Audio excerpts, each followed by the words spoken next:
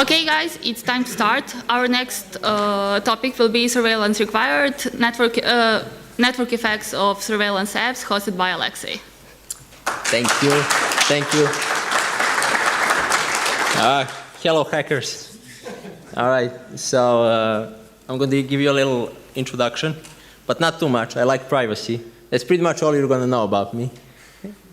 So I always liked privacy a lot. So I never really used social media a lot, or when I did, I would be so paranoid that I would change my passwords very frequently, and eventually I would forget the password, and because it's not connected to anything else, no phones, so I would just lose access to it, and then I would just think, I'm not gonna make a new one. So eventually I stopped using all these technologies, like social media apps and even phone. I don't like to bring with me. So I'm going to tell you a little bit from my perspective how life is and what was the biggest challenges, in hopes to improve on those, in hopes to have a good focus on what is the biggest problem really in trying to live a private life. I chose the name of the talk, Surveillance Required, because it turns out it's not really optional it's not really opt-out, you know, from security, from surveillance. There is no real way to do it. It turns out you have to use these apps. But I'm going to get into that a little bit later. So I remember when Facebook came to Serbia, it became popular. Back then, we didn't really think about privacy too much. It was just a fun little thing for everybody to connect, to use. But then I was like, I would figure out to get into other people's Facebook accounts. I was very young and security was really bad at the time. You could just guess passwords or use the forget password forms, and they would have some really easy questions. Even if you don't know a person, security question, you could answer them. And then I would get into other people's Facebook accounts. This was a long time ago. I don't do that anymore, by the way. Don't ask me how. I don't think I could anymore, but I wouldn't anyway. I do value other people's privacy now. Back then, not so much. But then again, I didn't value my own. So through that, why I'm telling you this is when I learned how important it is to have a private life. So when I would get into other people's accounts, I would figure out I don't feel very comfortable even reading it, and I could only imagine how I would feel if somebody read mine. That's when I stopped. When I stopped hacking into other people's accounts. Maybe I will hack some servers, but we're not going to talk about that. So, but I wouldn't go for individuals. So it turns out you can't really just delete Facebook. I mean, you can do it, of course, but it turns out schools more and more require it. Like at my university, it's a very disorganized university. You don't really know when classes are that easily, when they start, until you go to their Facebook group for students. But I don't have a Facebook account, so that created a lot of problems for me. So I used to be able just to go there, you know, even without an account. But over time, you maybe noticed you need to be logged in, you know. So I tried creating anonymous accounts. Luckily in Serbia, you don't need an ID to buy a phone. And even though most apps now require it, even though Facebook requires it, Gmail account requires it, you can still get a dumb phone, you can create an account, and you can throw it away. But what I didn't expect to happen is that after a week, they delete your account. They figure it out. Maybe you're not posting enough or something. They're not getting enough data, and they just choose to remove it. So it turns out we can't really live a life without social media.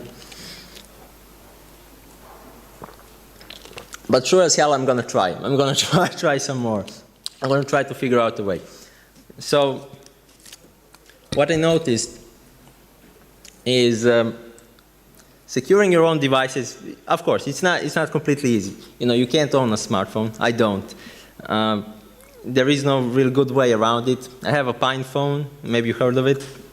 It's like it's a Linux phone. It's basically like a little computer, and it works great on its own. You can figure out, even if there are like some bugs in some software, you can fix everything, maybe a week or two the most. But what you can't fix is you can't fix other people. You can't fix if you can't find anybody on your apps that use privacy. There's no point of them. There's no point of having social media that nobody uses. So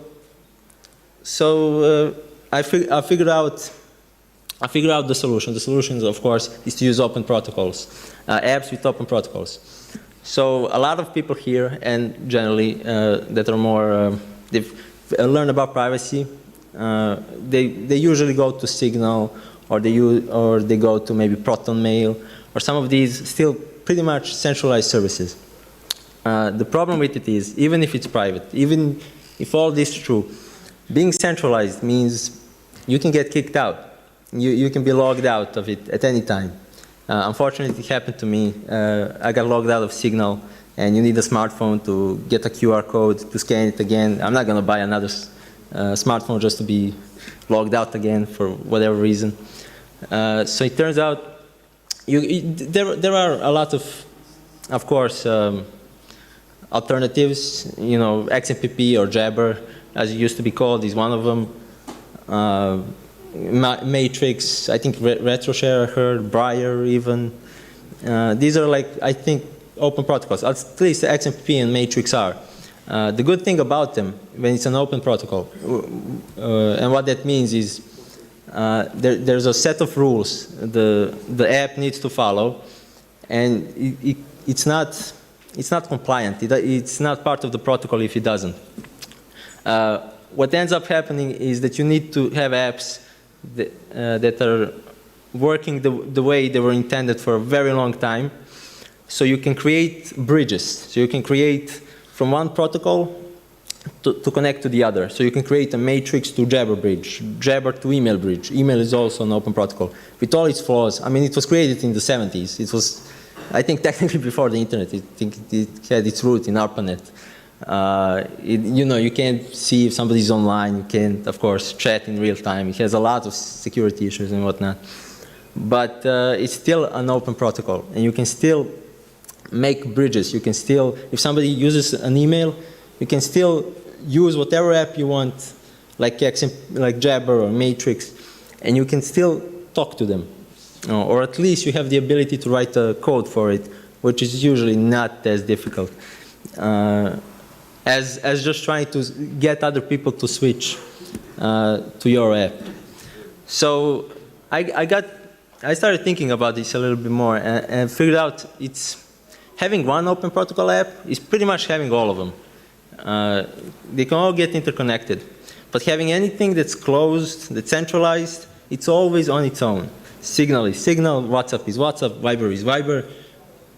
If your friends are on two different platforms, that's it. They can't talk to each other. So even though there is technological solutions to these issues, the problems are on a social scale. That is the biggest difference. We can write code for anything. It's not a problem. These technologies that I mentioned, they're very old. Like XMPP is like in the 90s, I think, in the late 90s. Its security, because it's extensible, it got better. It's at the level of Signal. They use the same protocol that is used in Signal. The technical parts are not the difficult ones. It turns out it's the human element. That's the difficult.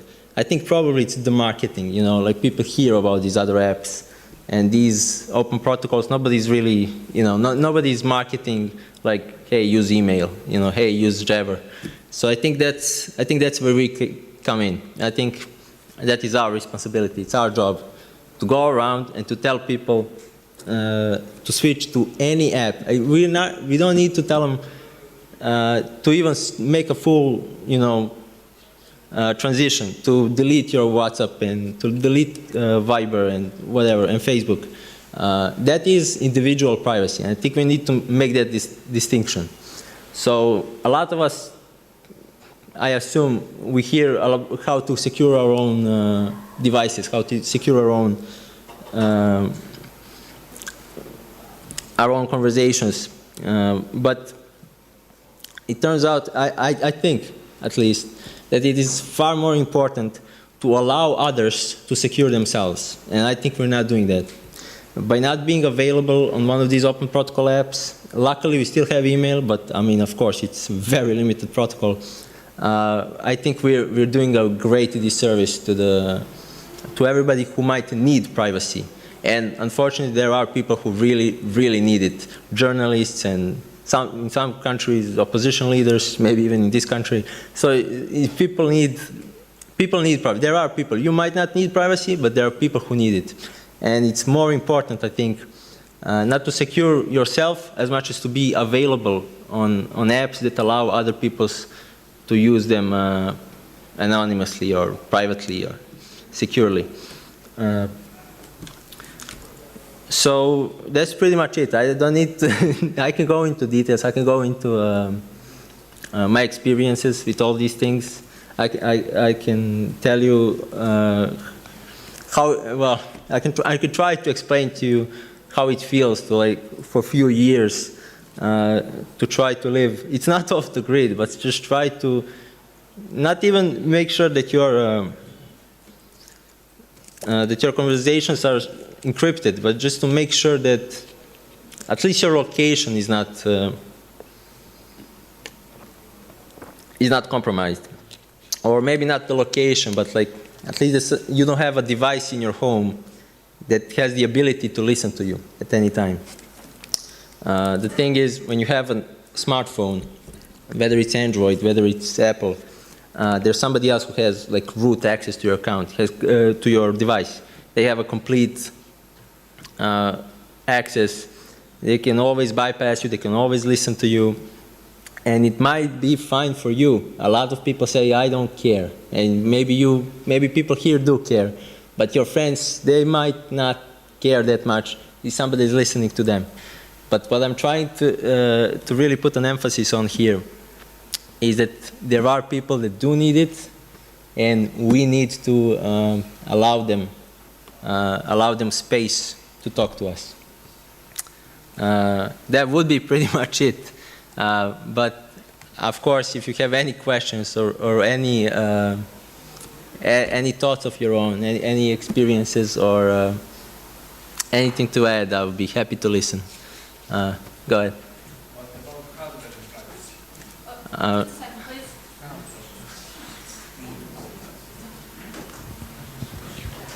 Hi.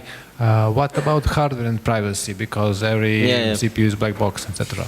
Yeah. So what the focus on this talk is, of course, there's a lot of security issues that we have. You cannot solve all of it yourself, especially hardware. That is true.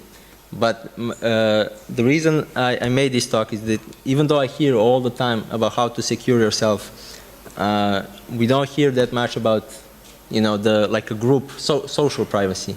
And for that, it doesn't matter really what hardware you're using. What matters is that you allow somebody a protocol. You understand? Something abstract, something above it, so they can talk to you on your device, whatever device you are using. Of course, this is not going to solve all the issues. You're not going to probably solve any issues just being available on one of these apps. But it is, I think, a necessary start. It is. We need a step. We need a first step to allow for a new network to grow. If we are even if our only goal is to like switch from these apps, we need to have a little network that can at least start. Why I named this talk? It wasn't just surveillance required, it was also network effect of it. So network effect, if you're not familiar with the term, it describes the problem of, well, it's not just a problem, it describes the fact that like the bigger network is more valuable because it has more people in it. It has more nodes in it. That's the value of the network. So if you have nobody on it, there's no point of you can't switch to Matrix or to Jabber if nobody is using it. But luckily, we don't need to just make a switch altogether. We don't need to all organize together and say, okay, from tomorrow we all use Matrix. We can just be available on it first. I think that's the first step. So I really went on a little bit from this question. You are, thank you. Thank you for reminding me all the things that maybe haven't said. Anybody else has something to add? By the way, maybe you noticed on this little presentation I don't have anything to say. It's just pictures. Yeah, I just want to say, can you share these slides? yeah, I'll share. These pictures are, except this one, they're all AI generated from, I just thought it was cool. So I just placed them. I had a little bit text before, but I thought, nah, it's better for me to improvise a little bit. And the pictures are just so you can look at something. That's it. Is there any questions? Anybody, by the way, I can show you how to make one of these apps now. If we still have time, I assume we do. What do you say when a girl asks you for your Instagram? I say sorry. I can give you my email. People usually say no, thank you. It's fine. It's fine. We just don't share contact information usually. They see, okay, he's weird. We don't wanna. Just say you're making XFTT or whatever. Yeah, just make. Yeah.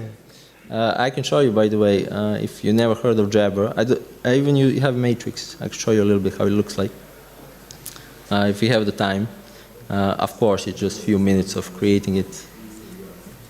So this is just how it looks like. It's a Gajim app. Of course, being an open protocol, you can have many different apps. Gajim is, I think, the most popular desktop app. I don't know if Dino is just a desktop app or is on a phone. On your phones, there's a very, for Android, is a very popular one. Oh, sorry, I don't have. Maybe I need to, oh, okay, it works. So the good thing about it is it all works over Tor. I really like hiding behind Tor. Maybe it's not perfect privacy, but my ideology is make it harder. Make it harder for them. You don't need to be perfect, just make it hard enough. Malin, don't type. So there you go.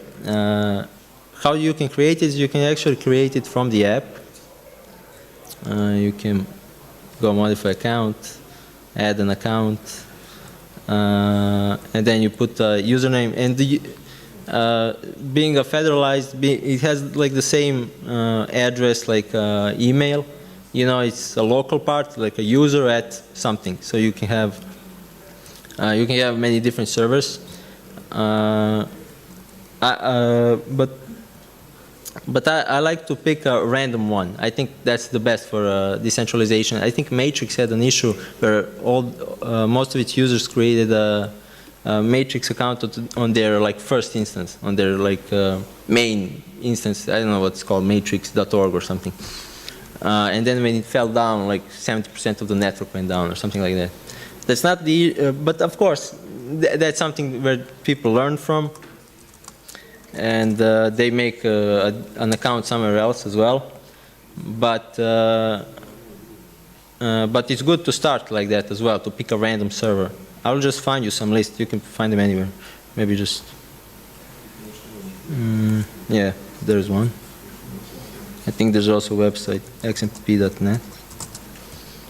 I'm just going to show you random servers because I don't want to recommend you a specific one.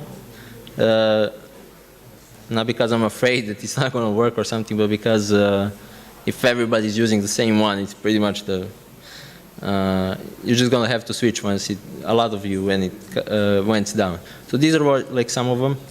Some of them have registration over just a website. It requires really just username and password, that's it. Maybe we can create it at some of them. I haven't tried these. Let me try this one. So maybe we can go, maybe we can add here. Say Aleksej at jabbers.one. Oh yeah, sign up, sorry. So you pick a server first. I think maybe even Gajim you have a little list. Oh, there you go. I just pick a random, let's go with this. I like to add Tor. I suggest you do it as well. The more of us use Tor, the more private we are. Oh no, sorry, this is port, not for the, this is for XMPP part.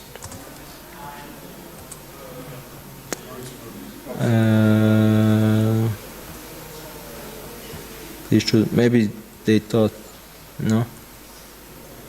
Localhost, host. No, it's not for proxy. Oh yeah, the host name is for proxy, sorry, yeah. What's the, that's it, Jabbers one.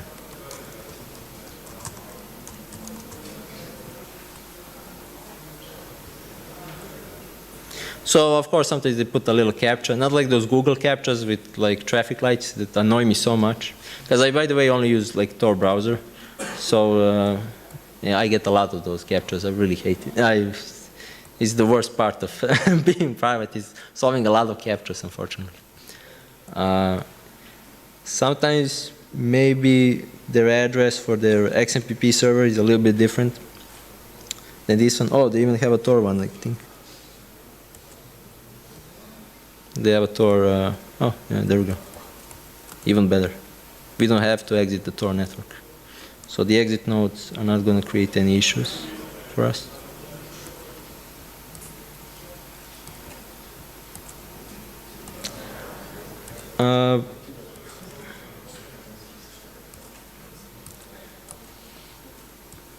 So for Apple, if you're using Apple one, Apple phone, whatever it's called, iPhone, I think there's an app called Mono or something like that.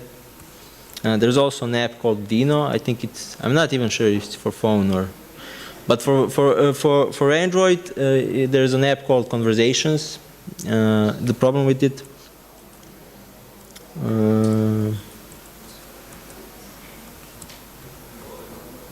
maybe it was the different part.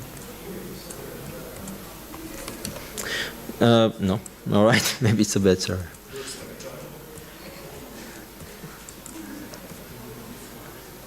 I'll just pick another one. For Matrix, I think they have on their website like a huge list of clients, but I use this Quaterion one. The good thing about it is it's the only one that that can actually work over Tor. But it's a little bit. I don't like the way Matrix works as much. That's what I use. XMPP is, it's very like web-based. You need to go to a website to create an account. In all cases, pretty much. And this is the only client that like supports Tor, and it doesn't support like I think encryption or something. It's really. Oh, this is in Czech. Maybe not a good server to pick. I don't know Czech. Oh, there you go. I think I can manage with this. Oh, they think they host a lot of them or something.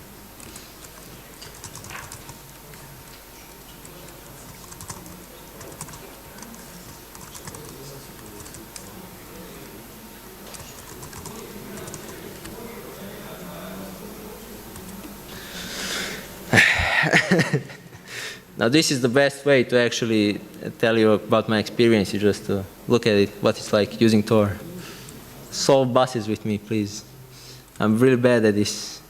Even after all these years, apparently I can't figure out what's a bus and what's not a bus. You see, I'm really bad. I don't know. I think they're messing with me. I don't think they're. I think I always pick the right one, but they're like, no. Here's your punishment. I hope that's it. Yeah. So it's there you go. I'll just register. This one was over web. Some of them are, because the X in XMPP stands for extensible. So they added a lot of ways for registration or for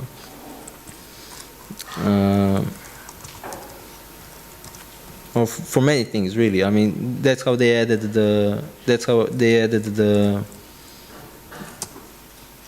Sorry, I can't do two things at once, so I can't stop talking when I'm typing.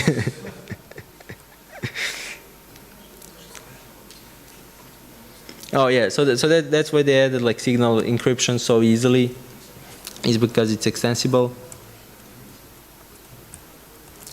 The reason it doesn't work often for me, as you're seeing now, is probably because I'm too lazy to find the right. Oh, there you go, it works. Oh no, wait, I think I'm registering now again. No, I don't want to do that. I already made one. Aleksej at Chevrolet.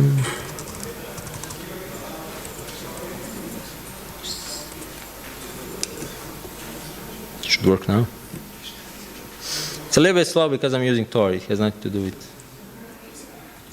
There you go. It works. You have a new account now. It's right there. So XMPP allows for multiple. Gajim, sorry, allows for multiple accounts, of course. So there you go. I can use a server, another server. So here's the matrix. If for some reason you prefer matrix, I don't. There's some hackerspaces that are on matrix. In Serbia, hackerspaces are usually on XMPP. Well, I know only of two of them really. The one in Novi Sad and in Belgrade, both on XMPP. These ones are, I think, in Croatia.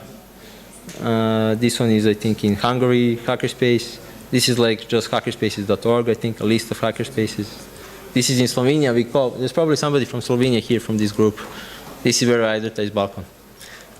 Oh, I think that's my time. I kind of showed you a little bit more than I actually, because we didn't have any questions, so I showed you a little bit more.